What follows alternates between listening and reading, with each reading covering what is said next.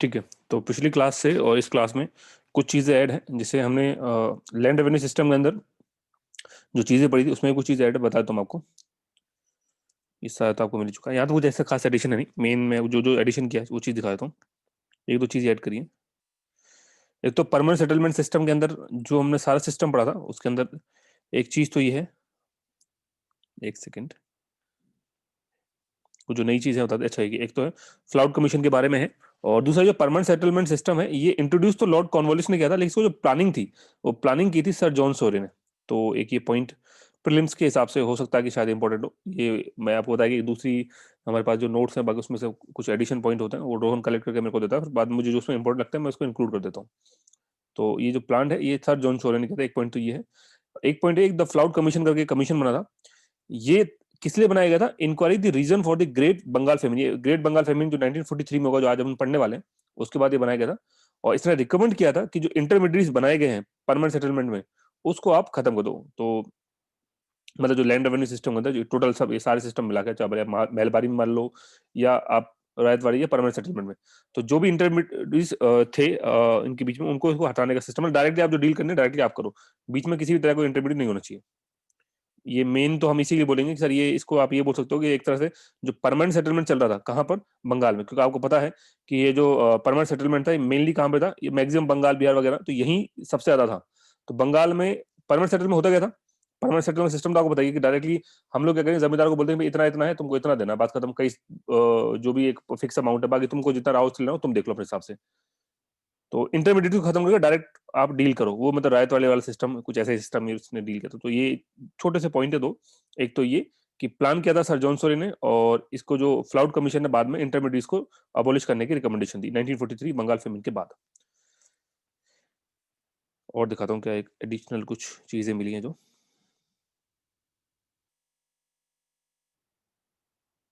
ये सब तो ने पहले पढ़ ही रखा है ना, आपको दिख रहा हूँ। अच्छा, एक ये सिस्टम है, हमने महलबारी सिस्टम पढ़ा। एक और एडिशनल सिस्टम है तालुकदारी सिस्टम। अभी तालुकदारी सिस्टम में क्या है कि महलबारी सिस्टम जो है वो did not cover the whole of the UP, पूरे यूपी में नहीं था।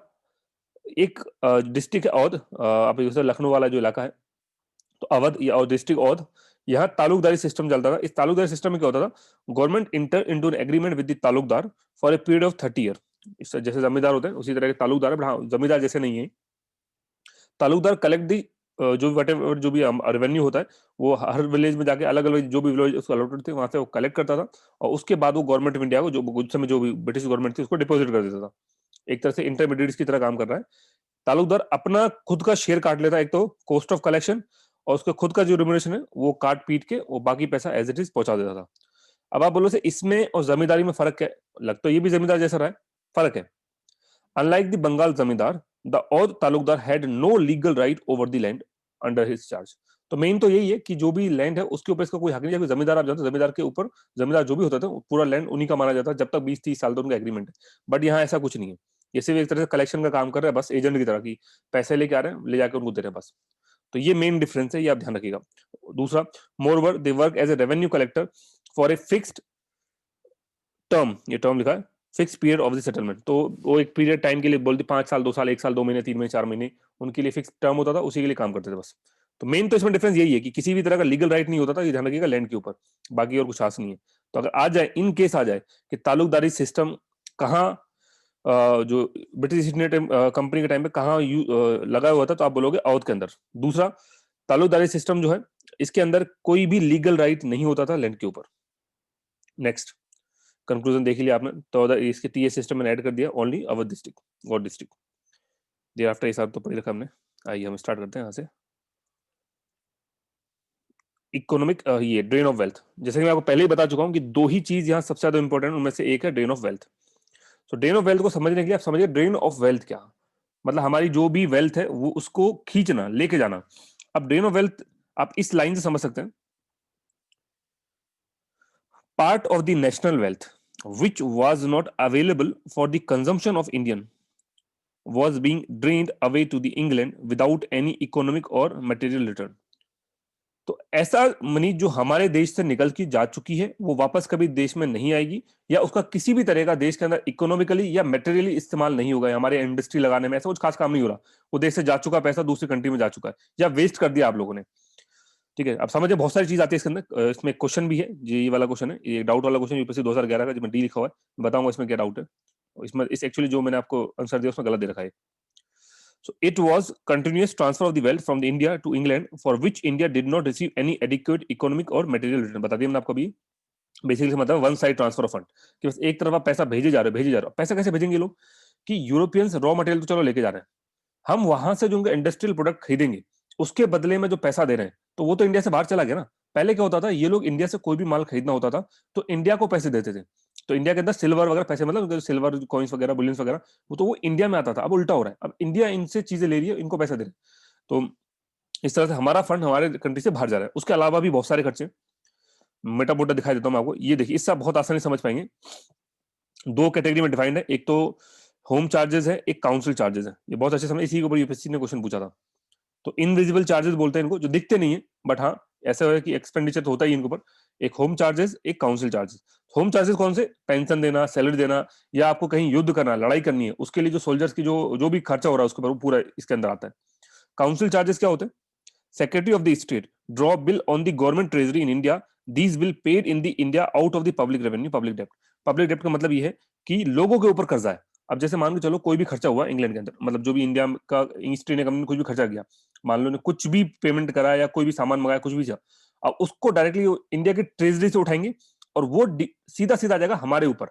मतलब भले ही उन्होंने अपने लिए कुछ मंगाया, ईस्ट इंडिया कंपनी वालों ने यहाँ पे खुद के लिए राइफल्स मंगाई हो, खुद के लिए गन, कुछ भी मंगाई हो, या कोई बहुत बड़ी शिपमेंट मंगाई हो, बट वो पैसा इंडिया के रेवेन्यू से पेड किया जाएगा। मतलब वहां जो टैक्स पेयर पैसा दे रहा है, उस टैक्स पेयर की मनी से पे होगा, तो ये पब्लिक डेप्ट की तरह हमारे ऊपर आ जाएगा।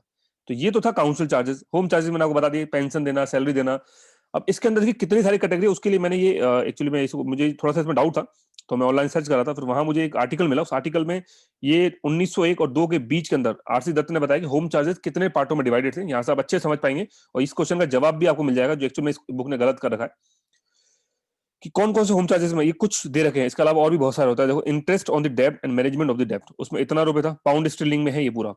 फिर cost of male service telegraph lines इतना, रेलवे स्टेट गारंटीड उसके अंदर इतना है, पब्लिक वर्क के लिए इतना पैसा है, मेरीन चार्जेस के लिए, देन मिलिट्री चार्जेस के लिए, इसमें पेंशन सैलरी वगैरह इंक्लूडेड है, उसके लिए इतना है, civil charges including secretary of the state establishment, copper hill college pension वगैरह, and second state including those for defence work, तो इसके लिए भी इतना चार्जेस है। अब ये आ गया, तो ये सारा आता है होम चार्जेस के अंदर। आइए जरा यूपीएससी वाला क्वेश्चन देखते हैं।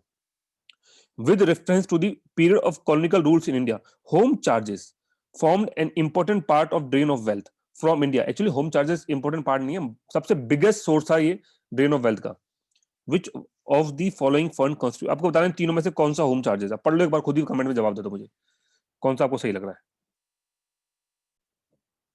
तो फर्स्ट पॉइंट तो ठीक है, India used to support the Indian Office in London, ये तो ठीक पॉइंट है, बता दिया मैंने। सैलरी वगैरह पे करने के लिए हमारे एम्बेसीज का खर्चा भी है, तो वो भी ऑब्वियसली बात है हमारे होम चार्जेस के अंदर ही आएगा। नेक्स्ट आता fund used to pay the salary, सही बात है। Next, fund used to waging wars outside India by the British, सही बात है, मैंने बताया आपको। जो भी वॉर वगैरह देख लो, सामने लिखा मिलिट्री चार्जेस, क्लियर कट लिखा हुआ है, मिलिट्री चार्जेस, मरीन चार्जेस, तो ये तीनों ही इसका पोर्शन, तो ये इसका आंसर होगा डी। जबकि यहाँ ऑप्शन में ए का रखा है, जिस बुक के अंदर लास्ट में देखोगे तो ए ऑप्शन दिया हुआ है, तो ये गलत है मेरे हिसाब से, डी ऑप्शन होगा। ठीक है, और डी ही वैलिड है, इसके लिए मैंने आपको एक प्रूफ भी लगाया साथ में चिपका के बगल में, कि देख लो कि ये तो 100% ठीक है। क्योंकि ये बात तो आप जानते हो कि 2 और 3 तो ठीक है, सो 2 एंड 3, आपको 1 में हल्का फुल्का डाउट में भी हो सकता है, बट 1 मैंने बता दिया, 1 भी हमारा इसका पार्ट होता है। चलिए आइए वापस आते हैं। सो ड्रेन ऑफ वेल्थ के बारे में बात करें, one side transfer of the fund होता है, एक्सपोर्ट ज्यादा होता है मनी का, इंपोर्ट, एक्सपोर्ट कौन सी चीज, export in term of money. ये मत सोचना एक्सपोर्ट हमारे माल का ज्यादा हो रहा है, एक्सपोर्ट में आप ये भी सोच सकते हैं ना कि यार सर हमारा माल अगर ज्यादा एक्सपोर्ट, माल का मतलब होता है जो भी माल का मतलब वैसा वाला माल नहीं, माल का मतलब हमारे ये क्या बोलते हैं, कौन सा माल बोल रहा हूँ, कॉटन का, इस तरह का ना, तो वो एक्सपोर्ट हमारा थोड़ा ज्यादा हो रहा है। ठीक है, हाँ, गुड्स गुड्स गुड्स गुड्स, या सही, मुझे वर्ड नहीं आ रहा, तो जो गुड्स गुड्स माल नहीं बोलूंगा आगे से ना, तो गुड्स ज्यादा एक्सपोर्ट हो रहा है, तो ये ऐसा नहीं है, गुड्स के बारे में बात नहीं रही, क्योंकि अगर हमारा गुड्स ज्यादा एक्सपोर्ट होगा तो उस वक्त पैसा इंडिया में आएगा। भाई अगर मैं अपना सामान आज इंग्लैंड भेज रहा हूँ तो पैसा इंडिया में आएगा, तो वो तो अच्छी चीज है। यहाँ गुड्स का एक्सपोर्ट बात नहीं, यहाँ बात हो रही है मनी के एक्सपोर्ट की, मनी ज्यादा निकल के जा रहा है। तो अगर मनी ज्यादा कब जाएगा, उल्टा सोचो कि पैसा बाहर कब ज्यादा जाएगा, जब हम बाहर की चीजें ज्यादा खरीदेंगे। तो इसको अगर दूसरे सेंस में मैं बोलता तो मैं ये बोल सकता था, इस केस में जो हमारा इंपोर्ट है, इंपोर्ट वो बहुत ज्यादा है किससे, एक्सपोर्ट से। समझ आया, इंपोर्ट बहुत ज्यादा एक्सपोर्ट से, क्या हम बाहर से चीजें बहुत मंगा रहे हैं, तो बाहर से चीजें बहुत मंगा रहे हैं, तो उनके लिए पैसा बहुत ज्यादा दे रहे हैं, तो हमारा पैसा बाहर कंट्री में जा रहा है। आई थिंक ये पॉइंट क्लियर हो गया होगा। अगर इस पे कोई क्वेश्चन फंसता है तो अब आप फंसोगे नहीं इंपोर्ट एक्सपोर्ट पे, ठीक है।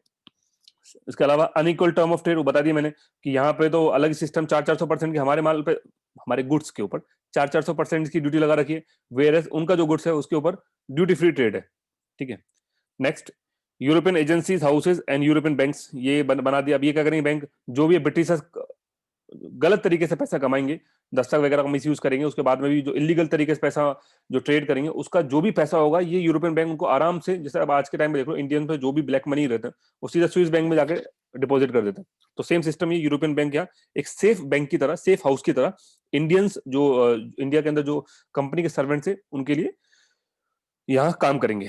नेक्स्ट क्या है, wealth was also drain out of India in term of the interest on the foreign capital. अब देखो होगा क्या, हमारा पैसा जा रहा बाहर, और वो पैसा वहां पहुंचेगा किसी इंडस्ट्री के पास, मानो अंबानी जैसा कोई होगा बंदा वहां पे, तो अंबानी जैसा कोई बंदा होगा, वो पैसा लेके फिर आएगा इंडिया में, इंडिया के आके वो इन्वेस्ट करेगा, बैंक बनाएगा, रेलवे बनाएगा, वट एवर। जैसे मान लो रेलवे का एग्जाम्पल लेते हैं, रेलवे में इन्वेस्ट कर दिया।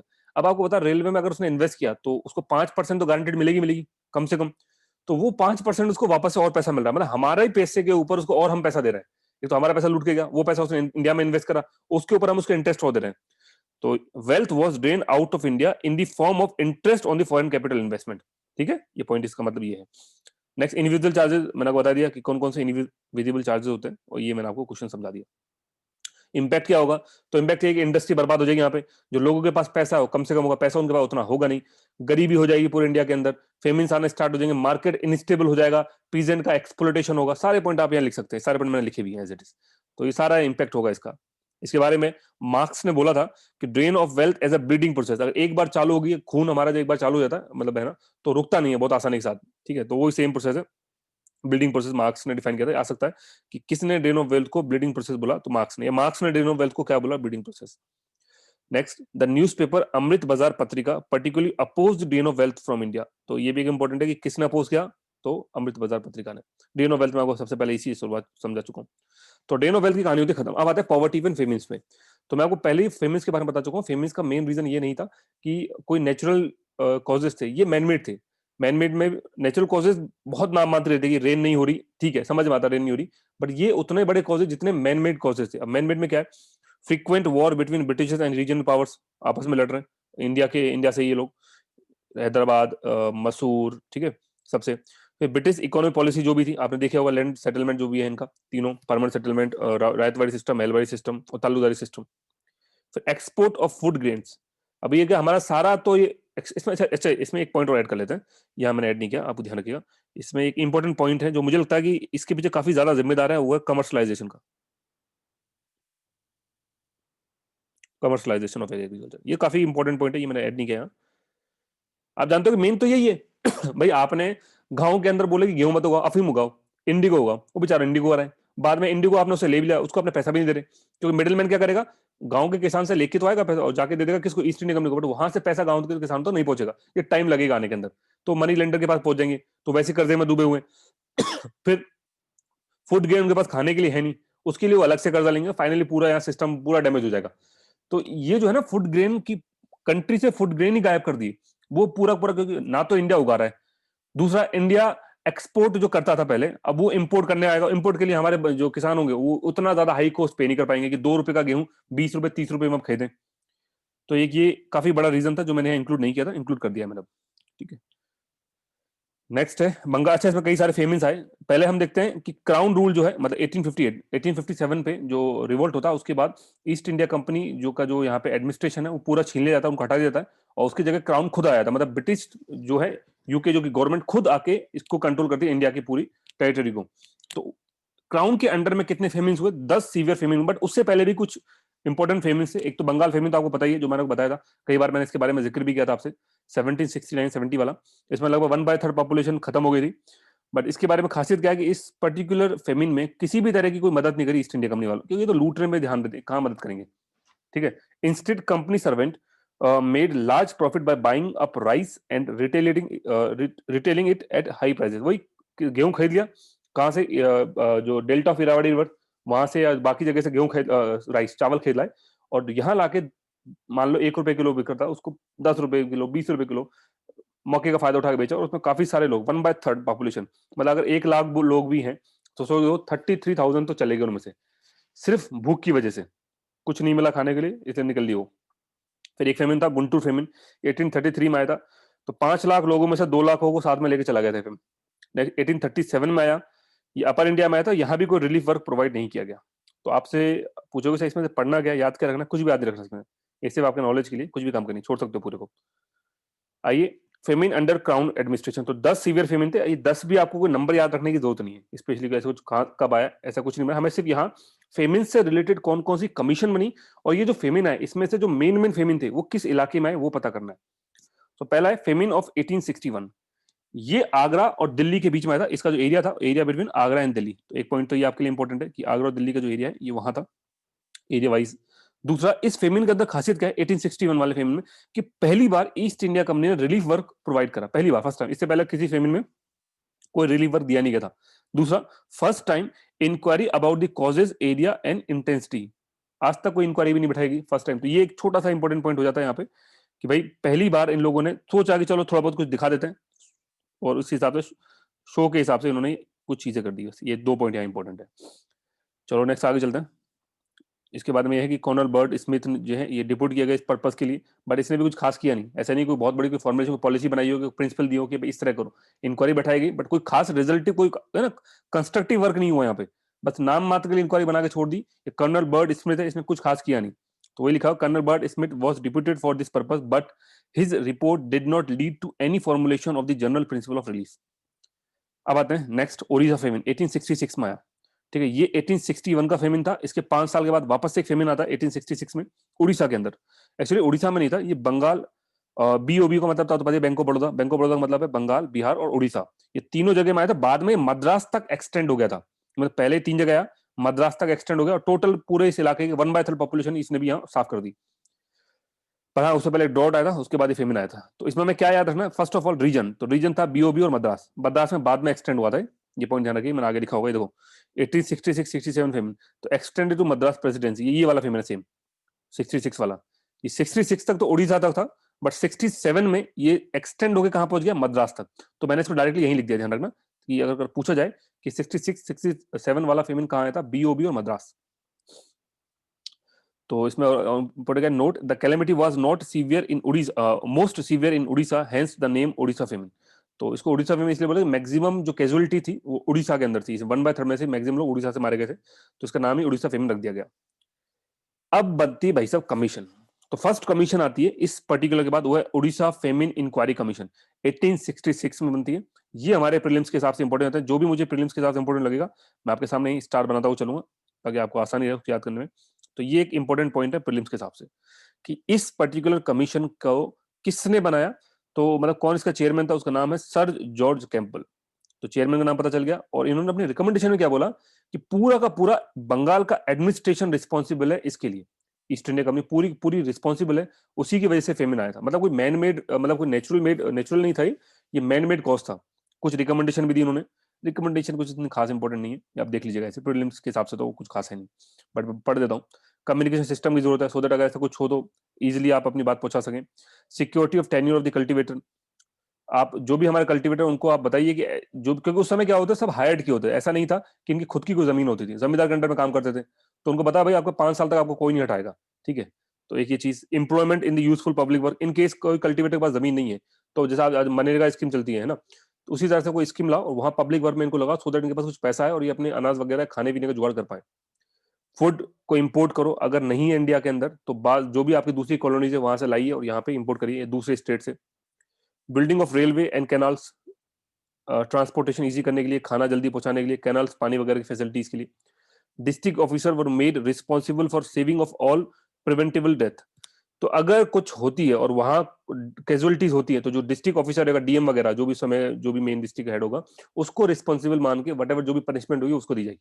तो ये कुछ रिकमेंडेशन दी, सारी रिकमेंडेशन नहीं मानी गई, बट हाँ कुछ रिकमेंडेशन में थोड़ा बहुत काम किया गया। देन ये फेमिन फिर भी 66-67 में बढ़ता गया, मद्रास तक पहुंच गया और लगभग 4.5 लाख लोगों को ये निपटा गया, ठीक है। इसका रीजन क्या था, वही कि प्राइस बहुत ज्यादा बढ़ गई फूड ग्रेन्स की, था ही नहीं, तो बाहर से आप सामान मंगा रहे तो जो 1 रुपए किलो में चीजें मिलती थी वो 10-10 रुपए किलो मिलने लगी, अफोर्ड नहीं कर पाए लोग, और कब तक भाई घास फूस खा के जिंदा रहेंगे। उसके बाद सूखा पड़ता है, ड्रॉट 66, 68, 67 में, इसका भी काफी बड़ा इलाका, बट ये कुछ खास इंपॉर्टेंट नहीं है ड्रॉट का। अब आता है हमारे यहाँ पे जो मोस्ट इंपॉर्टेंट फेमिन अभी तक का, वो है ये the great famine of 1876, the great famine of 1876। इसके रीजन क्या है? अगेन वही सेम मद्रास तो यहाँ पे, बट अब यहाँ पे बीओबी नहीं है, यहाँ पे बॉम्बे, यूपी और पंजाब। तो ये ध्यान रखिएगा, ये 4 रीजन है इसके, ये रीजन वाइज इंपॉर्टेंट है। 58 मिलियंस लोगों को इसने अफेक्ट किया, डेथ नहीं किया, अफेक्ट किया। आरसी दत्त के अकॉर्डिंगली एक साल के अंदर लगभग 5 मिलियन, 50 लाख लोग चले गए भाई साहब, एक साल के अंदर 50 लाख लोग। समझ रहे कितनी बड़ी तादाद, अगर आज के हिसाब से बात करें, आज तो इंडिया की पॉपुलेशन देखो कितनी है, बट फिर भी 50 लाख लोग बहुत बड़ा, बहुत बड़ी, मैं मुझे लगता है बहुत बड़ा नंबर है। और ये सिर्फ रिस्पॉन्सिबल, ये सिर्फ जो ईस्ट इंडिया कंपनी का एडमिनिस्ट्रेशन है वो।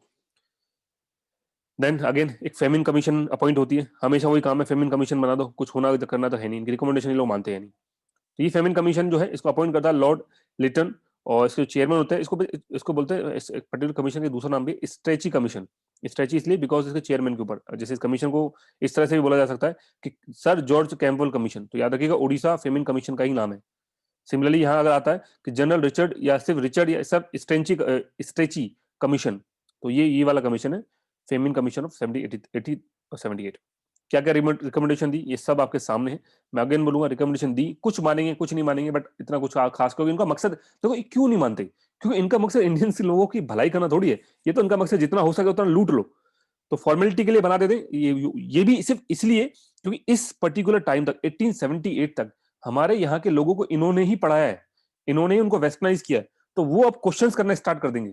अब आप देखेंगे किस तरह से इंडियन नेशनल कांग्रेस पैदा होगी इसी टाइम ड्यूरेशन के अंदर, तो आपको समझ में आएगा कि जब इनके क्रॉस क्वेश्चन स्टार्ट हो गया, बाद में इंडियन नेशनल कांग्रेस बनेगी, तो कुछ अच्छे काम भी होंगे उस समय, तो थोड़ा सा फोर्स होगा, मजबूरी होगी इनको दिखाने के लिए कि भाई हम कमीशन बना रहे हैं, हम आपके लिए काम कर रहे हैं। बाद में उसको इंप्लीमेंट करें नहीं करें, ये इनके ऊपर।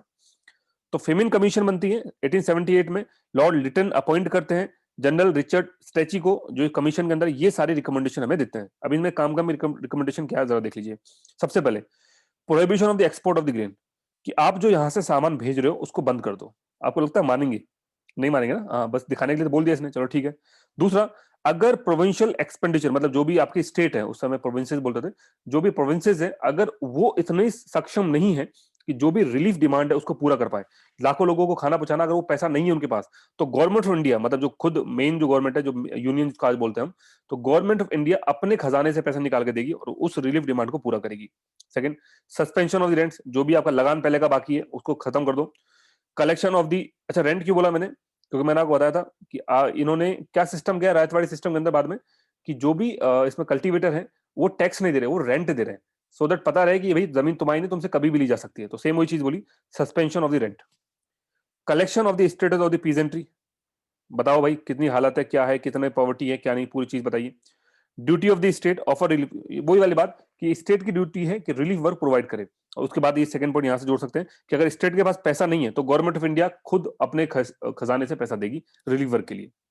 इन केस ऑफ ड्रॉट, अगर कहीं पर सूखा पड़ता है, facility should be provided for migration of the cattle to grassy forest area, क्योंकि ज्यादा क्योंकि ये लोग अपने जानवरों पर बहुत डिपेंडेंट होते थे हर चीज के लिए, ठीक है। तो जानवर में जैसे खेती वगैरह होगी, तो खेती में आपने देखो पहले तो बैलगाड़ी हुआ करती थी, फिर गाय जो थी उसी के दूध से दही वगैरह, घी वगैरह सब कुछ होता था।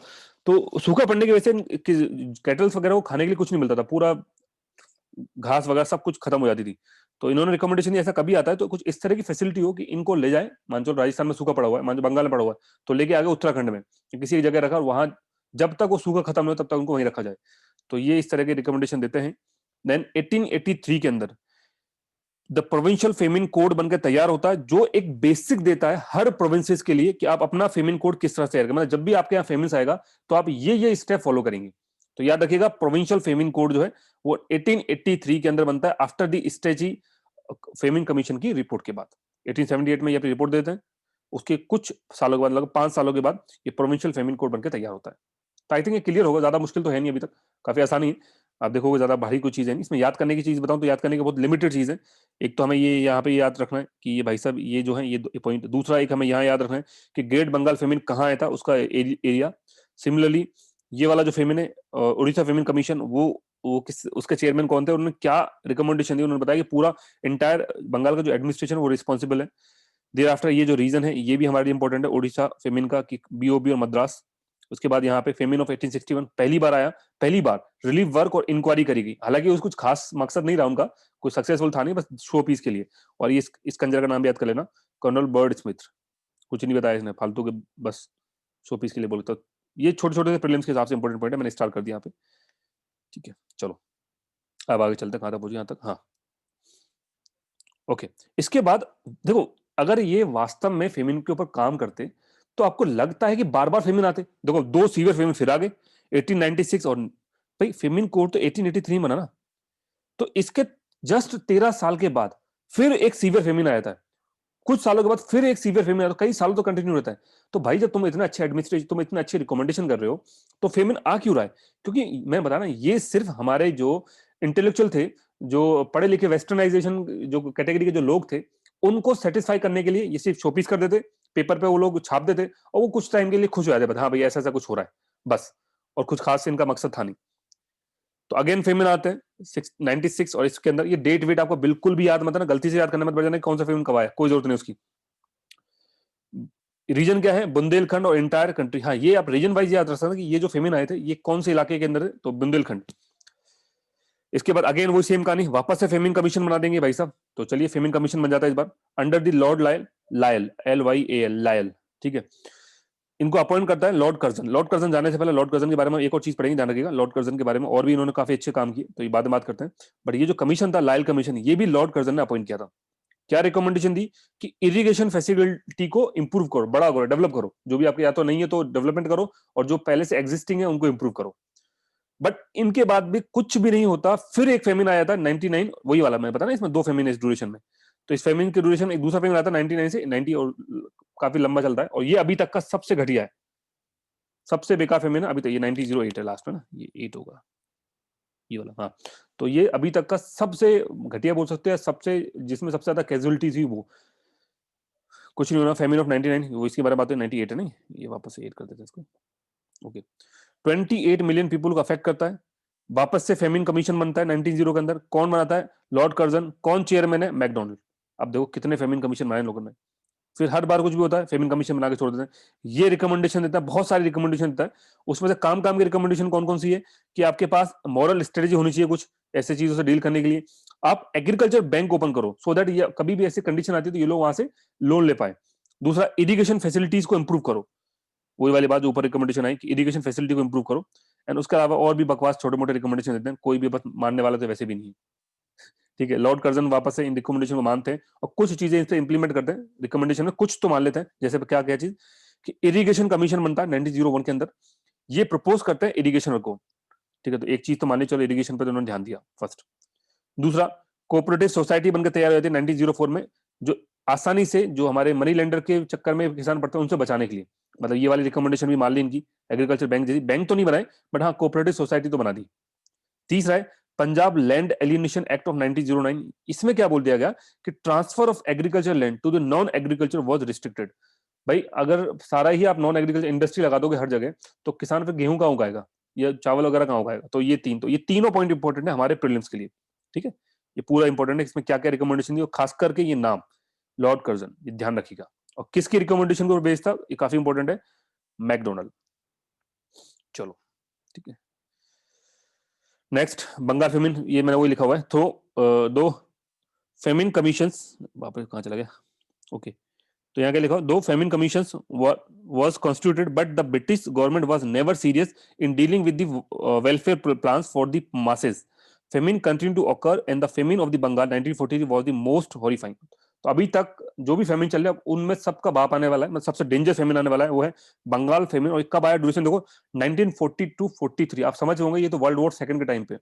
तो जब वर्ल्ड वॉर सेकंड के टाइम पे होगा तो वैसे इंडिया की हालत उस समय बहुत डाउन थी, क्योंकि हम लोग ब्रिटेन की तरफ से फाइट कर रहे थे।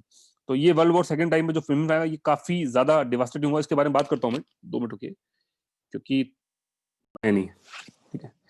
तो एक बार दोबारा से मैं बंगाल फेमिन पढ़ाने से पहले ऊपर की चीजें आपको रिकॉल करा देता हूँ पूरा, एक बार देख लो जल्दी से कि क्या क्या हमें इस पूरे चैप्टर में से पढ़ना है। पूरे चैप्टर मतलब कहाँ से, ये तो चलो ठीक है आपने देखा होगा, आइए ये तो पता ही आपको, इसमें नहीं, मैं आपको यहाँ से बताता हूँ जहाँ हमारा मेंस का क्वेश्चन आया था, ठीक है यहाँ से। तो सबसे पहले हम बात करें economic impact of the British rule के अंदर। तो इसमें क्या क्या आपको याद रखना है, ट्रेडिशनल इकोनॉमी के बारे में कि ट्रेडिशनल इकोनॉमी होती क्या है, ये पूरा आपको जो मैंने सबसे पहले आपको बताया था कि self sufficient self governing economy होती थी, उसके बारे में मेन पॉइंट हमने बात करी ली इन सब के बारे में। देयर आफ्टर आपको ये डी इंडस्ट्रियलाइजेशन के सारे पॉइंट एज इट इज याद होने चाहिए। कमर्शलाइजेशन के फोर्स्ड और सेलेक्टिव, ठीक है। चाइनीज फैक्टर होते हैं, ट्रायंगुलर ट्रेड भी आ सकता है क्योंकि ट्रायंगुलर ट्रेड जो कमर्शलाइजेशन टाइम था उसमें कौन कौन सी कंट्री इन्वॉल्व थी, तो याद रखिएगा ब्रिटेन, इंडिया और चाइना। देन इफेक्ट तो कह रही है। उसके बाद ड्रेन ऑफ वेल्थ, कि ड्रेन ऑफ वेल्थ में अंदर कौन कौन सी चीजें आती हैं। एक तो ये मैं इसमें स्टार बना देता हूँ, और ये पीडीएफ मैं आपको दोबारा भेज दूंगा क्योंकि अपडेटेड पीडीएफ, पहले वाली पीडीएफ नहीं है इसे मैंने अपडेट किया तो मैं आपको भेज दूंगा पीडीएफ वापस से ना। पीडीएफ तो खैर अपडेट होती रहेंगी इसमें क्योंकि कई सारी इन्फॉर्मेशन मिलती रहती है और मैं अपडेट करता रहता हूँ, नहीं जब जो भी नई इन्फॉर्मेशन मिलती है उसके हिसाब से।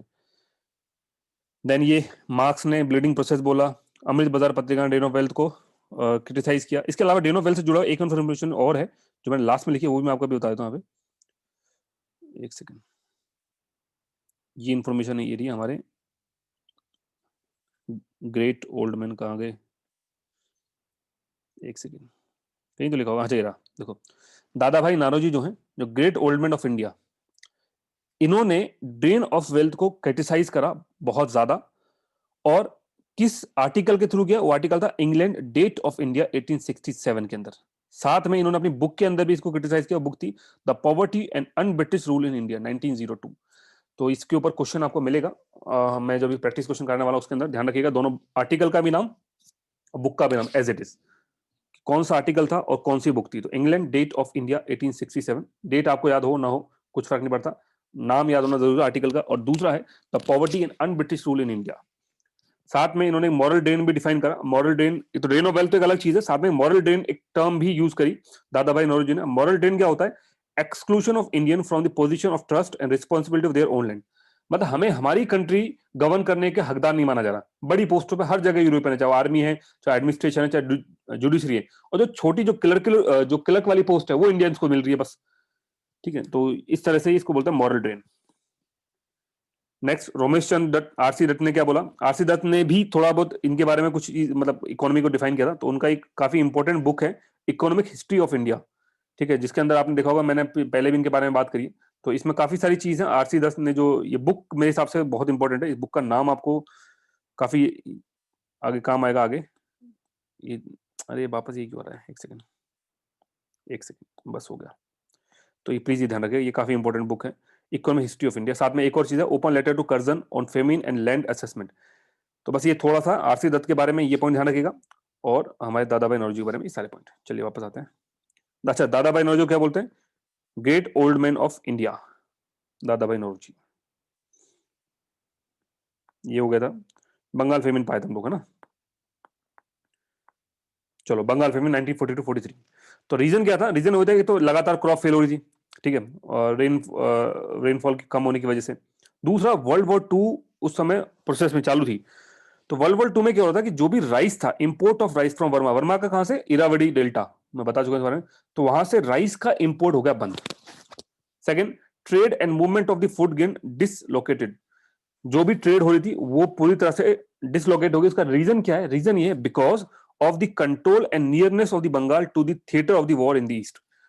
जो भी पूरी वॉर लड़ी जा रही थी वर्मा के आसपास से, बंगाल के आसपास के इलाके वर्मा वगैरह में ही फॉट हो रही थी। तो ये जो बंगाल है ये बहुत ज्यादा क्लोज था वॉर के सेंटर के। तो इसलिए यहाँ फूड ग्रेन जो आना ले जाना जो भी ट्रेड होती है वो पूरी तरह से खत्म हो गई। तो उसकी वजह से ना यहाँ पे अनाज आ पाया, और जो यहाँ खुद उगाते थे ये लोग वो तो क्रॉप फेलियर की वजह से वैसे खत्म हो गया। तो यहाँ आप सोचो कहाँ से आएगा अनाज फिर। तो इतनी सारी पॉपुलेशन अब बंगाल छोड़ के यूपी तो जाएगी नहीं, अपने घर बार छोड़ के कहीं और जाके तो बसेगी नहीं। तो बस यही कम होने की वजह से ये फेमिन की कंडीशन वापस आ जाएगी यहाँ पे। रिलीफ मेजर जो थे वो सिर्फ नाम मात्र के लिए थे, बहुत लेट थे, बिलेटेड एंड इनएडिक्वेट। तो सफिशिएंट नहीं थे रिलीफ मेजर जो भी प्रोवाइड किए गए। अब भाई घर के अंदर 10 मेंबर है, अब 10 मेंबर को चाहिए खाने के लिए रोज की 2 रोटी के हिसाब से 20 रोटी, और आप एक रोटी दे रहे हो, बोलो कि 10 के मेंबर खा लो एक एक टुकड़ा, तो काम थोड़ी चलेगा। तो ये रिलीफ मेजर तो इन्हें मतलब सफिशिएंट है ही नहीं किसी भी तरीके से। तो इस तरह के तो रिलीफ मेजर प्रोवाइड करें लोगों ने, पॉसिबल नहीं था ना। पॉपुलेशन बहुत ज्यादा, बंगाल की पॉपुलेशन स्टार्टिंग से बहुत ज्यादा, इंडिया की पॉपुलेशन तो वैसे भी हमेशा से ज्यादा रही है, तो बंगाल का तो उसमें वैसे बहुत बड़ा रोल है, ठीक है। तो एक वो भी रीजन है। नेक्स्ट है non declaration of the famine was were bound up to the. देखो एक ये भी था कि एक तो इन लोगों ने क्या करा, ईस्ट इंडिया कंपनी ने, कि डिक्लेयर ही नहीं करा कि फेमिन आ रखा है। अब भाई इंसान मदद कब करेगा फेमिन के अंदर, बताइए मदद कब की जाएगी, जब आपको पता रहेगा कि फेमिन है। जो भी पहले की रिकमेंडेशन थी फेमिन से जुड़ी हुई कि फेमिन के टाइम में, फेमिन जो भी फेमिन कोड बना रखे, वो फेमिन कोड इंप्लीमेंट कब होंगे, जब कोई गवर्नमेंट ये डिक्लेयर करे कि भाई फेमिन आया हुआ है। आज इंडिया के अंदर इमरजेंसी जैसी हालत है, अब बात जानते हो, बट इमरजेंसी डिक्लेयर नहीं है, तो कोई मानो मत, अब देखो, अब सुनो, राज्यसभा के अंदर बिना वोटिंग के बिल पास कर दिए जाते हैं, तो एक तरह से इमरजेंसी तो है ये, बट डिक्लेयर नहीं है ना, तो डिक्लेयर नहीं है तो आराम से चल रहा है। सेम यहाँ पे इन्होंने डिक्लेयर ही नहीं करा फेमिन, तो फेमिन जब डिक्लेयर ही नहीं करा तो किसी तरह का रिलीफ प्रोवाइड करेंगे क्यों, और ये डिक्लेयर क्यों नहीं करा, ये दिखाने के लिए खुद की policy, no declaration of the famine were bound up with the unfortunate war propaganda policy of no storage. क्या भैया हमारे दिखाओ, ये लोगों को ये लगना चाहिए, दूसरे जो भी पावर्स हैं, कि हमारे पास किसी भी तरह का कोई शॉर्टेज नहीं है। अगर पता चल गया बंगाल में फेमिन आ रखा, तो जो मोटिव है, मोटिवेशन है, वो वैसे ही डाउन हो जाएगा इंडियन सोल्जर्स का, कि इनके पास खुद के पास खाने के तो लाले पड़ रहे हैं और ये हमसे लड़ने के लिए आ रखे हैं भाई। तो इस पर्टिकुलर नो शॉर्टेज पॉलिसी को फॉलो करते हुए इन्होंने बंगाल फेमिन को डिक्लेयर ही नहीं करा और लोगों को मरने के लिए छोड़ दिया गया। Central government wanted the provincial government of the Bengal to undertake and organise famine relief. बाद में रिलीफ का काम भी था, वो भी बोला कि चले काम करो बंगाल वाले, अब तुम ही करो। बंगाल वाले बोलने भैया, एक पिछले 5 सालों से ट्रेड तो हमारे यहाँ होनी थी, इन्वेस्टमेंट कुछ हो नहीं रहा, तो हमारे पास रेवेन्यू नहीं है, तो हम कहां से इसको पैसे की भरपाई करेंगे, और सेंट्रल गवर्नमेंट ने मना कर दिया, बंगाल गवर्नमेंट के पास इतना पैसा था नहीं। नेक्स्ट बीएल ग्रोवर जो है, इन्होंने बोला this famine was more man made than an act of God. तो पूरी तरह से ये मैन मेड ही था, एक्ट ऑफ गॉड तो नाम मात्र के लिए था। अगेन वो फ्लाउड कमीशन जिसके बारे में पहले ही बात कर चुका, उन्होंने क्या बोला, बंगाल इसी फेमिन के बाद उन्होंने अपनी रिकमेंडेशन में बोला, क्योंकि ऑब्वियसली हर बार ये होता ना कि जब भी फेमिन आता है उसके बाद कमीशन बनती है, तो इस फेमिन के बाद में भी कमीशन बनी होगी। हाँ, वो कमीशन कौन थी, द फ्लाउड कमीशन। और द फ्लाउड कमीशन ने क्या रिकमेंडेशन दी कि जो भी इंटरमीडिएट्स हैं उनको आप अबॉलिश कर दो, हटा दो, डायरेक्टली डील करो जो पीजेंट्स के साथ। ठीक है, तो इसी के साथ में फेमिन का चैप्टर होता क्लोज। अब देखिए फेमिन के बारे में या पॉवर्टी से रिलेटेड या कुछ भी आ जाए, आई थिंक इतने पॉइंट सफिशिएंट है आपको 250 वर्ड फिल करने के लिए। मैंने प्रीलिम्स के हिसाब से भी कर दिया, मेंस के हिसाब से कर दिया, आपको रिकमेंडेशन भी समझा दी है कि अगर आता है तो आप एक एक दो दो पॉइंट रिकमेंडेशन में सबके अंदर लिख सकते हैं। चलो आगे चलते हैं। Rise of modern industry under the British. तो वापस आते हैं हमारे जो 9 पॉइंट्स उनमें से एक। अच्छा, ये कौन सा पॉइंट है, ये बता देता हूँ, शायद आप भूल गए होंगे पढ़ते पढ़ते कि हम एक्चुअली किस पॉइंट पे बात कर रहे थे। ये था economic impact of the British rule in India, ये इस टॉपिक के अंदर था। इसमें हमने disruption of the traditional economy, ruin of peasantry and agriculture, ruin of old zamindari and rise of the new landed class, ruin of the artisan craftsman deindustrialization, commercialization, drain of wealth, poverty and famine। तो ये 7 तो हमने पढ़ लिए हैं, और 2 और impact हुआ इनका। क्या था, एक तो rise of modern industry under the British, और एक होगा rise of the new Indian bureaucracy. तो ये मैं वैसे बताता हूँ कि मॉडर्न यही समझाता हूँ, उसके अंदर बाद बात करते हैं कि मॉडर्न इंडस्ट्री की जरूरत क्यों पड़ेगी। देखिए इंडस्ट्री की जरूरत इसलिए पड़ेगी, पहली बात तो ये कि अगर इनको बंगाल को कंट्रोल करना है तो बंगाल के अंदर या तो अपनी आर्मी बैठाए, या बेस्ट है ना बंगाल के अंदर अपनी इंडस्ट्री लगा दो, फैक्ट्री लगा दो, उस फैक्ट्री के अंदर अपने बंदे अलॉट कर दो। वो फैक्ट्री आपके 2 पर्पस काम करेगी। एक तो इंपीरियल कंट्रोल हो जाएगा। इंपीरियल कंट्रोल का मतलब है कोई भी जब कंट्री अपनी पावर बढ़ाती है या मैं बोला अपनी टेरिटरी एक्सपेंशन करती है, तो उसका पूरा कंट्रोल कर पाएगा आराम से। तो बंगाल के अंदर इनकी जो भी आर्मी होगी आराम से बंगाल को कंट्रोल कर लेगी। दूसरा, वो जो इंडस्ट्री लगेगी वहीं से रॉ माल खरीदेगी। आप याद करो फिजिकल कैपिटलिज्म, ठीक है, जो बंगाल की इसकी मैंने इसने करने को पॉलिसी बताई, तो वहीं से माल खरीदेगी, सस्ता चीप लेबर मिलेगा, उसको वहीं उन्हीं लोगों को भेज देगी। ठीक है, तो ये होगा मॉडर्न इंडस्ट्री किस तरह से ये राइज होगी, एकदम बढ़ जाएगी इंडिया के अंदर। उसके लिए कहीं ना कहीं जिम्मेदार है इन्हीं की तीसरी बोली फिजिकल कैपिटलिज्म। मैं आपको दोबारा से पुरानी चीजें रिकॉल करा देता हूँ। मुझे पता है तुम लोग रिवाइज तो नहीं करते, डेफिनेटली कल मैंने टेस्ट लिया उसमें मुझे पता चल गया कितना रेद हो। इरा ऑफ फिजिकल कैपिटलिज्म, इसमें क्या हो रहा था 1857 से, आप डेट देखो बस, 57 से 1947, तो ये वही डेट है। ठीक है, इसमें क्या होगा कि आपकी जो भी इंडस्ट्री आएगी और इन्वेस्ट करेगी इंडिया में, टी प्लांटेशन में, जूट, कोल, माइनिंग, रेलवे, पोर्ट में, सबसे ज्यादा इन्वेस्टमेंट रेलवे में होगा। तो इसी के बारे में बात कर रहा हूँ, ये जो मैं पॉइंट अभी बता रहा था, थोड़ा सा रिकॉल कराना पड़ता है, मुझे पता भूल जाता, आप लोग रिवाइज तो करते नहीं हो। So rise of the modern industry under the British, ये हो गया। फिर rise of the new Indian bureaucracy. अब जरूरत क्या है कि हर जगह अपने यूरोपियंस को भेज नहीं सकते। एक तो यूरोपियन जो है वो सारे पैसा बहुत लेते हैं, इंडियन सस्ते मिल जाते हैं, तो फिर एक नई इंडियन ब्यूरोक्रेसी क्लास ये लोग तैयार करेंगे, इजीली एडमिनिस्ट्रेशन, चीप एडमिनिस्ट्रेशन के हिसाब से, कि आसानी से एडमिनिस्ट्रेशन हो जाए, और इंडियंस होंगे तो इंडियंस आराम से डील भी कर पाएंगे, और थोड़ा सा एक होता है ट्रस्ट वाली फीलिंग भी बनी रहती है कि हाँ चलो कुछ तो ये लोग इंडियंस के साथ कर रहे हैं, अच्छा चीज कर रहे हैं, और इंडियंस को ये भी गलतफहमी होगी हमारा भला कर रहे हैं। तो ये 2 पॉइंट और इनको जरा पढ़ लेते हैं डिटेल के अंदर, फिर खत्म हो जाता है चैप्टर हमारा ये वाला। आइए, राइज ऑफ मॉडर्न इंडस्ट्री तो मैंने बताया था, पहला क्या है, need for better imperial control, एक तो यही है। दूसरा क्या है, Fuller exploitation of the Indian resources, तो पूरी तरह से एक्सप्लोइटेशन का सबसे बड़ा तरीका क्या है, क्या वही इंडस्ट्री लगा दो, सीधा रॉ मटेरियल खरीदो वहीं के बेच दो, ये पॉइंट दोनों पॉइंट मैंने आपको समझा दिए। So this led the East India Company to construct road, railway, port, post, telegraph line, irrigation work, banking, insurance facility, etc.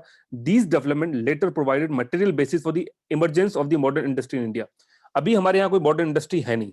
देखिए, कोई भी मॉडर्न इंडस्ट्री आती कब है, कोई भी इंडस्ट्री लगती कब है कहीं भी स्टेट के अंदर, जब अदो इंडस्ट्री में अगर मुझे आज मान चलो कॉटन की इंडस्ट्री डालनी है, अज्यूम करिए मुझे आज कॉटन की, मुझे कपड़े बनाने हैं, तो मुझे बताया कि मेरा माल कोई ना कोई खरीदने वाला है, एक तो वो चीज। और दूसरी बात, बैक दी एंड सपोर्ट होता है बड़ी बड़ी इंडस्ट्रीज का। अगर ऑयल हम बनाते हैं, अगर मैं मान चलो मेरा ऑयल कोई नहीं लेता, छोटी मोटी इंडस्ट्री में डाली, तो मैं जो मेरे से बड़ी इंडस्ट्री में डालेगी उसको जाके बेच दूंगा, और वो उसको अपना टैग लगा के दूसरे लोगों को बेच देगा।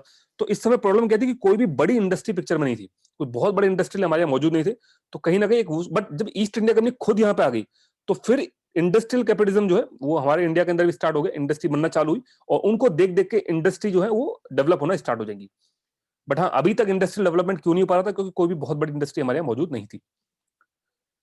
Next, emergence of industrial capitalism हो गया, वर्किंग क्लास चालू हो जाएगी। इंपीरियल प्रेफरेंस क्या होता है, इंपीरियल प्रेफरेंस का मतलब होता है कि special privileges on the British export in India, ये बता दिया। इसका मतलब वही है कि जो भी ब्रिटिशर के एक्सपोर्ट हो रहे हैं वो इंडिया में जितने ज्यादा हो, उसके लिए ये लोग क्या करेंगे, इंपीरियल प्रेफरेंसेस देंगे, और वो किसके थ्रू देंगे, टैक्स में, टैरिफ में कमी करके।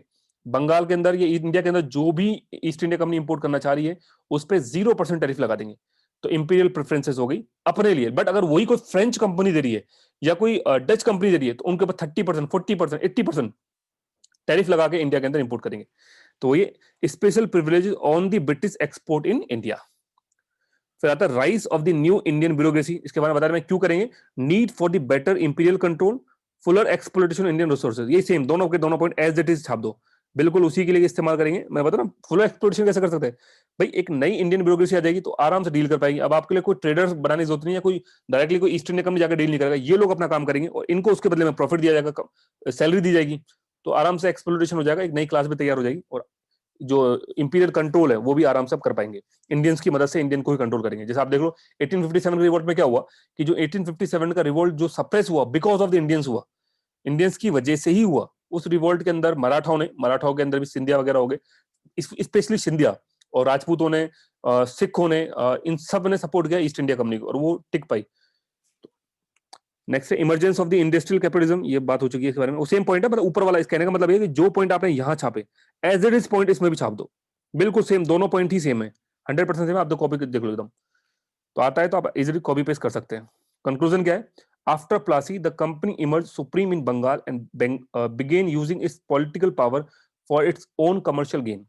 The more powerful the company grew, the more tightly it gripped the Indian economy and sucked away its vitality. We may conclude that the British rule had a far-reaching impact on Indian life, particularly the economy. Indian economy gradually transformed into a fully developed colonial economy by the end of 19th century. तो ये सारा जो point लिखा हुआ है आपको समझ में आ गया होगा, इसके बारे में कई बार पूरा बातें कर चुका हूँ। इस पॉइंट का एक्चुअली मतलब क्या है, ठीक है। अब कुछ फैक्ट देख लेते हैं। तो फैक्ट में यही है कि सबसे पहले रेलवे इंजन कहाँ डिजाइन किया, किसने डिजाइन करा, तो जॉर्ज स्टीफनसन। स्टीम इंजन के बारे में बात नहीं कर रहा, ये रेलवे इंजन के बारे में बात हो रही है। तो जो रेलवे इंजन है वो डिजाइन करा जॉर्ज स्टीफनसन ने। रेलवे लाइन सबसे पहले कहाँ डली, वो डली बॉम्बे और थाने के बीच में 1853 डलहौजी के टाइम पे। डलहौजी को क्रेडिट जाता है रेलवे लाइन का पोस्टल स्टाम्प, याद रखिएगा, मैं लिखा भी होगा शायद इसमें, अच्छी रहा। ये जो डलहौजी भाई साहब है इनको क्रेडिट जाता है रेलवे लाइन इंडिया में इंट्रोड्यूस करने का, और पोस्टल सिस्टम जो है वो इस इंडिया के अंदर स्टेबलाइज करने का। तो बॉम्बे और थाने के बीच के अंदर ये लाइन लेड होती है, और जैसे इस लाइन को लगाता कौन रेलवे लाइन को, वह great Indian peninsula railways. First telegraph line कहाँ आती है, अच्छी, ये पॉइंट कुछ खास इंपॉर्टेंट नहीं है, ध्यान देगा कि 1854 में ईस्ट इंडिया कंपनी 120 माइल की रेलवे लाइन लगाई कोलकाता रानीगंज, ये कुछ खास इंपॉर्टेंट नहीं, क्योंकि पहले इससे पहले लग चुकी है। तो फर्स्ट हमेशा इंपॉर्टेंट होती है, बाद वाले तो बहुत सारे पॉइंट हो सकते हैं। Thereafter first telegraph line Calcutta और आगरा के बीच में, ये भी डलहौजी के टाइम पे 1853। लाला लाजपत राय है वो पंजाब नेशनल बैंक के डायरेक्टर थे, ये आपने इकोनॉमी के अंदर पढ़ा होगा, मुंडल के अंदर जो वीडियो मिले था आपको। First factory in India Bombay में लगाई, किसने लगाई, पारसी कवासी नाना भाई दामर। तो ये पहली फैक्ट्री, इंडियन फैक्ट्री, ये वो ईस्ट इंडिया कंपनी, अच्छा एक ईस्ट इंडिया कंपनी वाला जो था, उसमें मैंने एक्चुअली कई सारे सोर्स देखे, कई सारे सोर्स में अलग अलग इन्फॉर्मेशन लिखी हुई है। तो कई सारे सोर्स में ईस्ट इंडिया कंपनी की पहली फैक्ट्री बना रखी सूरत, और कई ने बता रखा मसूलीपट्टनम। ठीक है, तो ये थोड़ा सा भी डाउट में इसको मैं और क्लेरिफाई कर लूंगा एक बार, क्योंकि मेरे पास जो भी 2-3 सोर्सेस है सबके अंदर कुछ ना कुछ अलग इन्फॉर्मेशन दे रखी है। कई लोगों ने ये बताया कि मसूलीपट्टनम में 1611 में इन्होंने फैक्ट्री डाली, ट्रेडिंग पोस्ट डाला, और बाद में फैक्ट्री बनाई 1616 के अंदर। बट 1613 में बैटल ऑफ सोलीहली के बाद इन्होंने अपनी पहली फैक्ट्री डाली कहां पर, सूरत के अंदर, ईस्ट इंडिया कंपनी ने। और 99% तो मुझे वही इन्फॉर्मेशन ठीक लग रही है, मसूलीपट्टनम में इनकी पहली फैक्ट्री नहीं थी। लेकिन फिर भी मैं एक बार क्रॉस वेरीफाई कर लूंगा, तो आपको बता दूंगा बात के अंदर। अभी आपसे इतना ध्यान रखना, इन केस अभी अगर आपको रखना है, याद क्या रखना है, तो अभी इतना याद रखो कि ईस्ट इंडिया कंपनी की पहली फैक्ट्री सूरत थी, हमने जो याद करा उसको उल्टा कर लेना, और दूसरी फैक्ट्री मसूलीपट्टनम में 1616 में, 1616 के अंदर। ठीक है, ये छोटा सा पॉइंट करेक्शन है, ये मैं आपको बाद में इसके ऊपर अलग से बात करूंगा। There after first jute factory कहां डाली, रिसार के अंदर।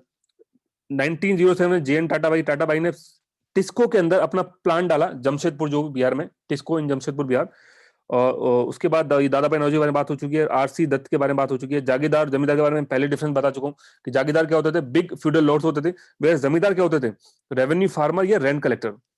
दोनों में ये डिफरेंस है। एक इंपॉर्टेंट पॉइंट हो रहा है कि 1767, ये पहले के इन्फॉर्मेशन जो मैंने यहाँ कलेक्ट करी है, कि British parliament passed an act, ये 1767 याद करो, ये कौन सा है, ये बैटल ऑफ प्लासी के बाद, बैटल ऑफ बक्सर के बाद 3 साल बाद है।